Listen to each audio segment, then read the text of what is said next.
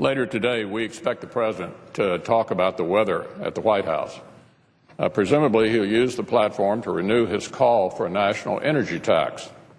And I'm sure he'll get loud cheers from liberal elites, from the kind of people who leave a giant carbon footprint and then lecture everybody else about low-flow toilets. But the vast majority of middle-class Kentuckians I represent actually have to worry about things like paying utility bills and putting food on the table and finding a job in this terrible economy. They're less interested in just doing something on energy. They want to do this smart thing. What they want are practical solutions to the problems and stresses they're dealing with every single day. That's, Mr. President, what we should be focusing on this week. Because this debate shouldn't be about alleviating the guilt complexes of liberal elites. It should be about actually achieving the best outcome for the environment, for energy security, and most importantly, for the people we were sent here to represent. And one thing that seems clear is this: even if we were to enact the kind of national energy regulations the President seems to want so badly, it would be unlikely to meaningfully impact global emissions anyway unless other major industrial nations do the same thing. That means getting countries like China and India on board. The President knows that. The President also knows that much of the pain of imposing such regulations would be borne by our own middle class. That's why this discussion has become so cynical.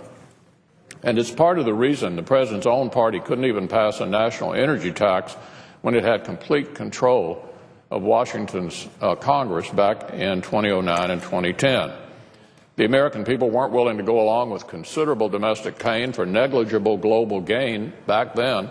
It's foolish to think they'd assent to a bad idea now. And remember, even the President's own party in the Senate wouldn't bring up the President's proposal for a national energy tax, despite their overnight speeches and complaints about everyone else. Of course, none of this has stopped the President from trying to get his way anyway. That's why we've seen this administration's attempt to do an end run around the legislative process to try to impose a similar agenda through executive fiat. Well, it needs to be stopped. The President's regulations are hurting people, often people who are already struggling and vulnerable, the very people the President claims he wants to help. Our constituents are being hurt because of a cynical political agenda, because of a war on coal and other sources of American energy that the far left flank of the Democratic Party is simply demanding. And the middle class doesn't even have a meaningful say in this discussion because the President's decided that Congress, the people elect, doesn't really matter anymore. Republicans are trying to change that this week. We've asked the Majority Leader to allow votes on energy amendments that would let our constituents have a say for once. My constituents in Kentucky should be able to weigh in on an EPA rule that would negatively impact existing and future coal plants. Kentuckians deserve a real say on ongoing regulatory efforts to tie up mining permits and the red tape that's stifling the creation of good jobs in coal country. Our constituents should finally be truly heard on the Keystone Pipeline they overwhelmingly support. And the American people deserve a real debate on how we can best tap our own extraordinary natural resources to achieve energy independence here at home, and how we can help our allies overseas through increased exports of American energy. These are the kinds of things we should be voting on this very week, proposals that can help our economy and boost the middle class and jobs while strengthening our national security and lessening our dependence on foreign sources of energy. But we can't move forward if the Democrats who run the Senate keep trying to protect the President at the expense of serving their constituents. We know they're getting pressure from the White House to shut down a real debate on energy. One of the President's aides yesterday made it clear that it will be leaning on Democratic senators to, quote, get the right outcome, end quote.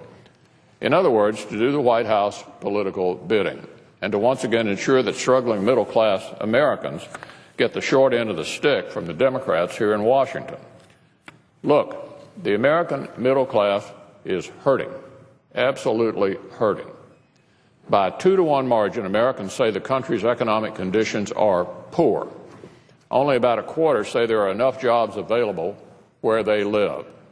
And they've been suffering from years of spiking electricity prices that would only get worse if the president's agenda were fully realized. These are the people who deserve our attention. They're the ones who are struggling, not the far left, not the activists who yell the loudest and appear to care the least about who their ideas actually hurt, and not the president's political fixers in the White House. These are not the people we should be focusing on. It's time, way past time, to start paying attention to the people who actually sent us here.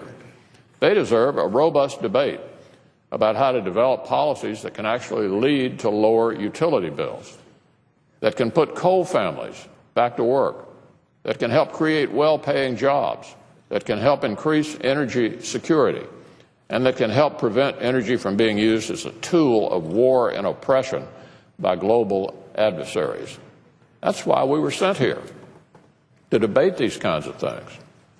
And if Democrats have good ideas on energy, too, this is the time to share theirs. What's wrong with having amendments from both sides on this bill? We want to hear everybody's serious idea.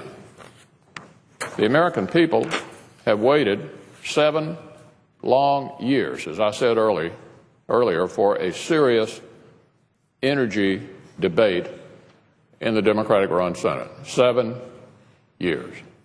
It's about time they got it, and this is the perfect week to do it. Mr. President, I yield the floor.